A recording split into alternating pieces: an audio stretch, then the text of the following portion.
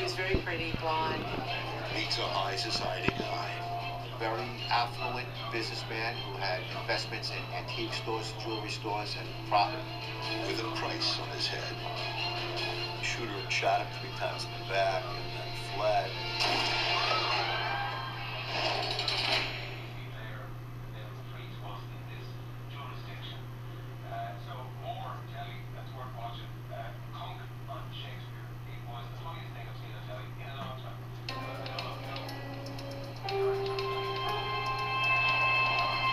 Upper East Side, Manhattan, October 1990.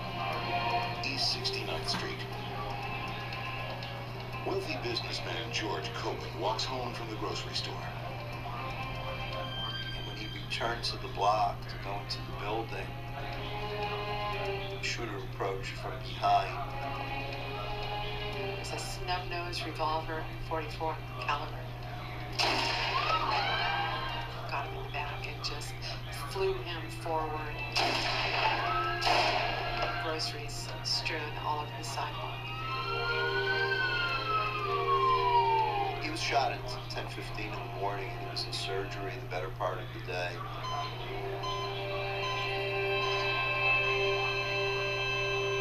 They could not save his life. In the late 1980s in New York City, it's boom time. The era of greed is good. Wall Street is going up. Real estate is going up. And riding the boom is George Kogan. Everything he touches turns to gold. George Kogan was a very affluent businessman who had investments in hotels, antique stores, jewelry stores, and property all throughout the world. He was in real estate. He had businesses, he had stores in Puerto Rico. His family owned New York department stores. He was a wealthy individual. George and wife Barbara split their time between Puerto Rico and New York. In 1986, they decided it's time to settle in Manhattan. When their 2 boys grew up, went away to college, then Barbara and George started looking for property in New York. Hi, George. How was your day? Manhattan was a huge change, but Barbara settled in really well. A high school beauty queen, Barbara Kogan was a fixture on the social pages back in San Juan. In New York, she aims for the same. The Kogans decide to open a high-end antique store. Kogan and Company. First thing they did was hire a PR firm and got on page 6 of the New York Post a few times with their store. And the PR company thinks the best way to make a splash is to throw a serious opening party. It was quite a party. I know because I was there. The Kogans hired me to play piano and entertain their society guests. It seemed a delightful evening. But as I mingled among the diamonds and furs, I missed a little intrigue. A beautiful young woman had caught the eye of a much older man.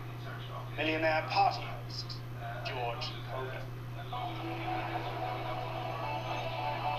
For the opening of the store, the publicity firm sent, as an account executive, Mary Louise Hawkins.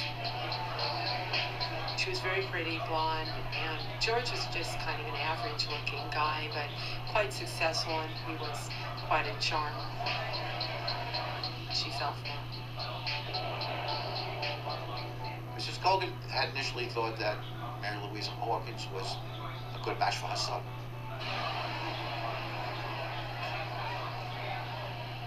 It did work out though. George is 49, Mary Louise, 28. But that's no problem. Age is no barrier to romance when there's money to smooth the way. Wives are a different matter. Barbara found out about the affair because she started getting hotel bills. Her husband was traveling on buying trips and was taking Mary Louise with him. And then she started seeing the bills. He told Barbara that he was going to be moving out and moving in with Mary Louise, which was a total shock to her.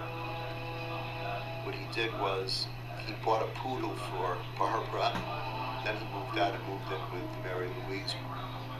I guess in his place he left a poodle. Traded for a young blonde. Placated with a poodle. Barbara Kogan gathers her forces for a bitter divorce. She won't be leaving this marriage empty-handed. Mrs. Kogan was not happy with the settlement that was technically given to her. Initially, she wanted $5,000 a week to maintain her lifestyle. Barbara was used to a certain standard of living. What do you think of this? Is it beautiful or? She was spending on American Express $250,000 a year. And if you're spending that sort of money, it's like Michael Jackson proportions, I'd say. The battle rages for 2 years. Their son acts as a mediator. Until 1990, when George and Barbara are ready to